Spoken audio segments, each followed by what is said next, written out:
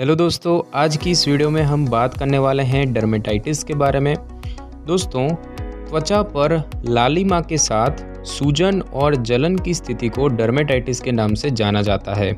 यह एक ऐसी स्थिति होती है जिसमें त्वचा पर चकत्ते होने के साथ खुजली और सूजन भी होती है। डर्मेटाइटिस में प्रभावित त्वचा के स्थान पर छाले, त्वचा से द्रव का निकलना, त्वचा पर पपड़ी होने जैसी शिकायत देखने को मिलती है। आमतौर पर ये जो स्थिति होती है काफ़ी असुविधाजनक होती है। कई लोगों में डर्मेटाइटिस की समस्या जो है वो कुछ दिनों में अपने आप ही ठीक हो जाती है, जबकि कुछ लोगों में इसका जो प्रभाव है वो लंबे समय तक बना रहता है।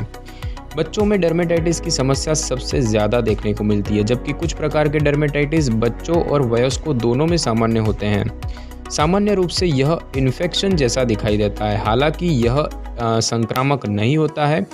रसायन युक्त साबुन या फिर गिलट युक्त आभूषण के संपर्क में आने से त्वचा को डर्मेटाइटिस की शिकायत सबसे ज़्यादा हो सकती है। यदि आपकी त्वचा संक्रमित है और उससे आपको जलन और दर्द की दिक्कत आ रही हो तो डॉक्टर से संपर्क करना चाहिए। कुछ दवाओं और क्रीम के प्रयोग से इसे आसानी से ठीक किया जा सकता है। दोस्तों, अलग अलग लोगों में डर्मेटाइटिस कई तरह का हो सकता है। तो अगर हम इसके प्रकारों की बात करें तो सबसे पहला प्रकार है एटोपिक डर्मेटाइटिस यानी कि एक्जिमा। दोस्तों, एटोपिक डर्मेटाइटिस आमतौर पर शैशव अवस्था में शुरू होती है। इसमें जो है त्वचा पर लालिमा के साथ खुजलीदार दाने भी निकल आते हैं। त्वचा के वह हिस्से जो आपस में चिपके रह जाते हैं, उन जगहों पर एक्जिमा के लक्षण सबसे ज़्यादा देखने को मिलते हैं। कोहनी के भीतर हिस्से, घुटनों के पीछे और गर्दन के सामने की ओर में यह ज़्यादा दिखाई देता है और इन हिस्सों को खुजलाने पर उनमें से रिसाव हो सकता है और कई बार वहाँ पपड़ी भी पड़ जाती है। और यह मौसम के साथ होने वाली परेशानी है और ज़्यादातर लोगों में अपने आप ठीक हो जाती है। दूसरा इसका प्रकार है कॉन्टैक्ट डर्मेटाइटिस। दोस्तों, ऐसी स्थिति आमतौर पर तब देखने को मिलती है जब आपकी त्वचा उन वस्तुओं के संपर्क में आ जाती है जो डर्मेटाइटिस के लक्षणों को बढ़ा सकती है। इसमें त्वचा जो है वो लाल हो जाती है और कई बार छाले भी बन सकते हैं। तीसरा इसका प्रकार है दोस्तों सेबोरिक डर्मेटाइटिस। दोस्तों, इस स्थिति में त्वचा पर पपड़ीदार पैच, लालिमा और बहुत अधिक खुजली की शिकायत होती है। यह ज़्यादातर चेहरे, छाती का ऊपरी हिस्सा और पीठ जैसे तेलीय हिस्सों में होने वाली समस्या होती है। सेबोरिक डर्मेटाइटिस लंबे समय तक रहने वाली समस्या है और शिशुओं में होने वाली इस स्थिति को क्रेडल कैप भी कहा जाता है। और इसका चौथा प्रकार है फॉलिक्यूलर एक्जिमा। दोस्तों, इस स्थिति में त्वचा का प्रभावित हिस्सा जो है वो मोटा हो जाता है और बालों के रोम में उभार जैसा दिखने लगता है। अफ्रीकी अमेरिकन और गहरे भूरे रंग की त्वचा वाले लोगों में यह स्थिति सबसे ज़्यादा देखने को मिलती है। दोस्तों, अगर हम इसके लक्षणों की बात करें, इसके सिम्टम्स की बात करें, तो डर्मेटाइटिस की स्थिति अलग अलग लोगों में अलग अलग हो सकती है। कुछ लोगों में इसके लक्षण हल्के होते हैं, जबकि कुछ लोगों में इसके लक्षण गंभीर भी हो सकते हैं। अलग अलग प्रकार के डर्मेटाइटिस के लक्षण भी अलग अलग होते हैं। यह शरीर के किसी भी हिस्से में हो सकते हैं। तो सामान्य रूप से इसके कुछ लक्षणों की बात करें तो चकत्ते आपको देखने को मिलेंगे, फफोले हो जाएंगे, त्वचा जो है वो सूख जाएगी या फट सकती है, खुजली होना, चुभन और जलन के साथ प्रभावित हिस्से में दर्द भी होता है और साथ ही साथ त्वचा पर लालिमा और त्वचा में सूजन भी देखने को मिलती है। और दोस्तों, अगर हम बात करें कि ये क्यों होता है, डर्मेटाइटिस होने का क्या कारण है, तो दोस्तों डर्मेटाइटिस के अलग अलग प्रकार के आधार पर इसके कारण भी अलग अलग हो सकते हैं। सामान्य रूप से साबुन अथवा कई प्रकार के आभूषणों के संपर्क में आने के कारण डर्मेटाइटिस की समस्या हो सकती है। कुछ प्रकार की स्थितियां हैं जो डर्मेटाइटिस को ट्रिगर कर सकती है, जैसे कि तनाव होना, हार्मोनल चेंजेस होना यानी कि हार्मोनल परिवर्तन, वातावरण संबंधी कुछ समस्याएं होना, साथ ही साथ जलन और खुजली पैदा करने वाले पदार्थ। दोस्तों, अगर हम बात करें कि एटोपिक डर्मेटाइटिस क्यों होता है, तो दोस्तों इस स्थिति का मुख्य कारण जो है वो होता है त्वचा की शुष्की और जीन वेरिएशन, साथ ही साथ प्रतिरक्षा प्रणाली संबंधी कुछ समस्याएं, त्वचा में इन्फेक्शन या फिर एयरबर्न होना या फिर ऐसे लोगों के संपर्क में आना हो सकता है जिनको पहले से ही यह समस्या हो। कुछ लोगों में एटोपिक डर्मेटाइटिस के इनमें से एक से अधिक कारण भी हो सकते हैं। अगर हम बात करें कि कॉन्टैक्ट डर्मेटाइटिस क्यों होता है, तो दोस्तों इस प्रकार की समस्या मुख्य रूप से उन वस्तुओं के संपर्क में आने के कारण होती है जिनसे त्वचा में खुजली या फिर एलर्जी हो सकती है। कुछ लोगों की त्वचा विशेष वस्तुओं के प्रति अति संवेदनशील होती है, जैसे कि परफ्यूम हो गया, निकल युक्त आभूषण हो गए, सफाई करने वाले उत्पाद हो गए, कई प्रकार के क्रीम और लोशन वगैरह। अगर हम बात करें कि सेबोरिक डर्मेटाइटिस क्यों होता है, तो दोस्तों इस प्रकार की समस्या ईस्ट के कारण होती है, जो कि तैलीय त्वचा के परिणाम स्वरूप पैदा होती है। दोस्तों डर्मेटाइटिस के जोखिम कारकों की बात करते हैं, यानी कि कौन सी ऐसी स्थितियां हैं जो डर्मेटाइटिस के जोखिम को बढ़ा सकती हैं। तो सबसे पहले तो बात आती है उम्र की। तो वैसे तो डर्मेटाइटिस किसी भी उम्र में हो सकता है, लेकिन एटोपिक डर्मेटाइटिस की समस्या मुख्य रूप से बच्चों में देखने को मिलती है। अगर हम बात करें एलर्जी और अस्थमा की, तो जिन लोगों के परिवार में किसी को एक्जिमा की समस्या रही हो, या जिन्हें एलर्जी है या फिर हे फीवर है या अस्थमा की शिकायत हो, तो उन लोगों में एटोपिक डर्मेटाइटिस होने का खतरा अधिक होता है। अगर हम बात करें व्यवसाय से संबंधित, तो जिन लोगों का काम धातुओं, सॉल्वेंट्स या फिर सफाई से जुड़ा हुआ होता है, उनमें भी डर्मेटाइटिस का खतरा रहता है। हेल्थ केयर वर्करों को हाथ में होने वाली एक्जिमा की समस्या सबसे अधिक होती है। अगर हम बात करें कुछ स्वास्थ्य संबंधी समस्याओं की, तो जिन लोगों को हार्ट फेलियर, पार्किंसंस रोग और HIV या फिर एड्स जैसी बीमारियां होती हैं, तो उन्हें भी डर्मेटाइटिस का खतरा रहता है।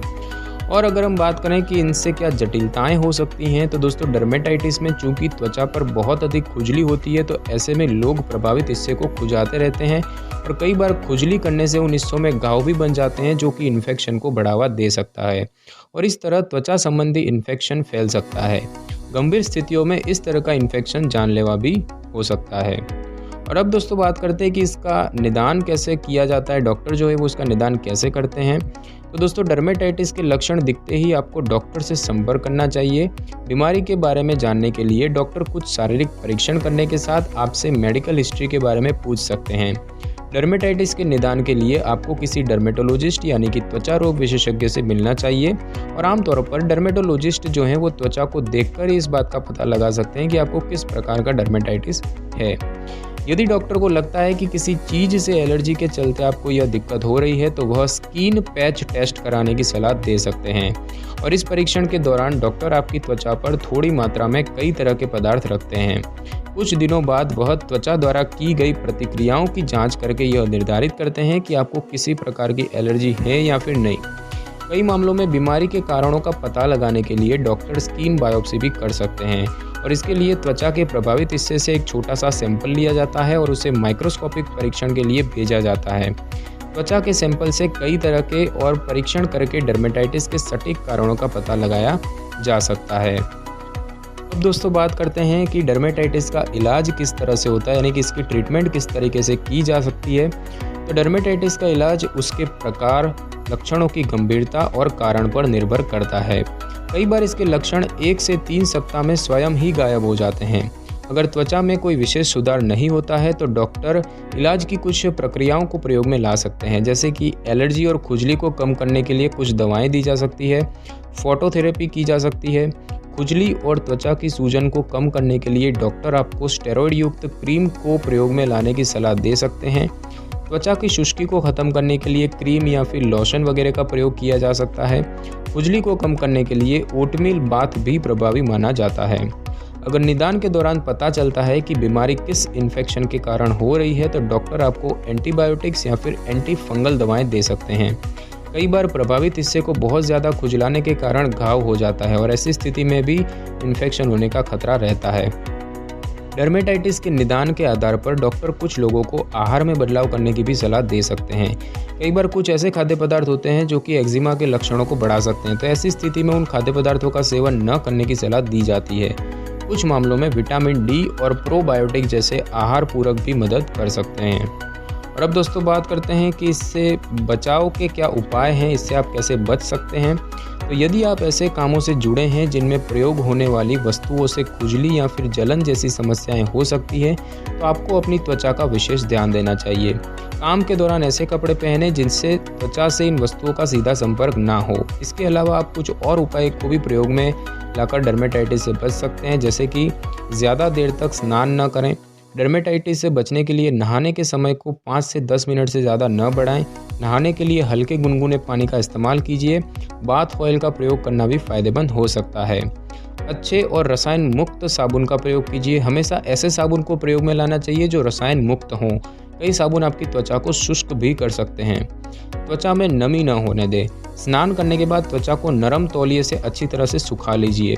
नमी रहने पर खुजली और डर्मेटाइटिस जैसी तमाम दिक्कतें हो सकती हैं। और दोस्तों त्वचा को अच्छे से मॉइस्चराइज़र भी करें। त्वचा को तेल, क्रीम या लोशन से मॉइस्चराइज करें। स्टडी से पता चला है कि शिशुओं की त्वचा को अच्छे से मॉइस्चराइज करके एटोपिक डर्मेटाइटिस के खतरे को 50% तक कम किया जा सकता है। तो दोस्तों आज की इस वीडियो में बस इतना ही। अगर आपको मेरी ये वीडियो अच्छी लगी हो तो वीडियो को लाइक कीजिए, शेयर कीजिए और कमेंट करना बिल्कुल भी ना भूलें। और अगर आप हमारे चैनल पे नए हैं तो चैनल को सब्सक्राइब करके बेल आइकन के बटन को ज़रूर क्लिक कर लें ताकि मेरी हर नई वीडियो की नोटिफिकेशन सबसे पहले आपको मिल सके।